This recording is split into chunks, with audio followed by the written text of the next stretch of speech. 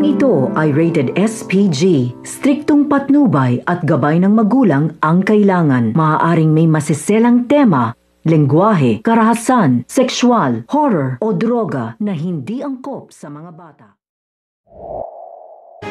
Nagkaroon nga ng exhibit nga itong si Harry at dumalo nga itong si Chang Susan, Lynette at itong si Annalyn. Narito nga din itong si Doc Tanyag at pinuri niya nga itong si Annalyn na napakagandang araw at nagmana nga siya dito nga sa nanay niyang si Lynette at sinabi nga nito ni Lynette at sinungitan niya nga itong si Doc Tanyag dahil nga kung nandito nga lang raw siya upang manggulo ay umalis na nga siya. At ang sabi nga nito ni Doc Tanyag ay nandito nga lang daw siya upang suportahan nga ang portraits nga nito ni Harry dahil nga mukha ni Annalyn ang nandoon.